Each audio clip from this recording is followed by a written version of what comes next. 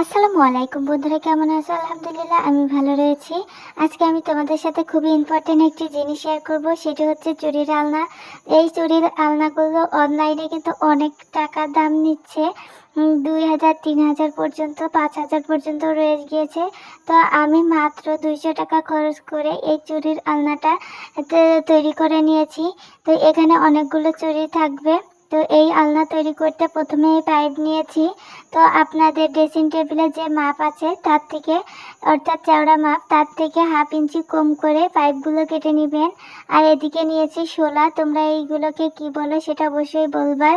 Rice কুকারের ভিতরে ছিল, কার্টুনের ভিতরে ছিল, সেই শোলা নিয়ে নিয়েছি। প্রথমে আমি চুড়িগুলোকে বের করে নিব। আর আমার চুড়িগুলো আমি এভাবে সাজিয়ে রেখেছিলাম। তো প্রথমে আমি এই আটা দিয়ে এটাকে সেট করার চেষ্টা করেছিলাম, কিন্তু পারিনি, একদমই আটছিল না, আর আটলেও অনেকটা টাইম লাগবে। তো তার জন্য আমি হট গ্লুটা ব্যবহার করেছি। এটা ইনস্ট্যান্ট কাজ করে, এজন্য আমার কাছে হট গ্লুটা খুবই ভালো লাগে। তো এখন হচ্ছে এটাকে লাগিয়ে নিতে হবে।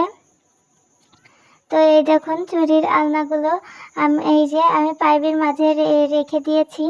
এটাই হচ্ছে, এইভাবে আমি চুড়ির আলনাটাকে বানিয়ে নিয়েছি। কতটা সহজভাবে দেখো, কতটা ইজি ওয়েতে এইভাবে চুড়িগুলো পাইপের ভিতর ঢুকাবা আর আলনার মাঝে এভাবে রেখে দিবা।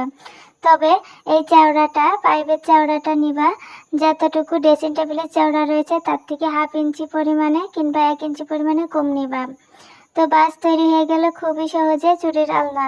তো বন্ধুরা, আজকের এই ভিডিওটা তোমাদের কাছে কেমন লেগেছে অবশ্যই কমেন্টের মাধ্যমে জানাতে একদম ভুলো না। ভিডিওটি ভালো লাগলে লাইক, কমেন্ট, শেয়ার এবং সাবস্ক্রাইব করে পাশে থেকো। ধন্যবাদ।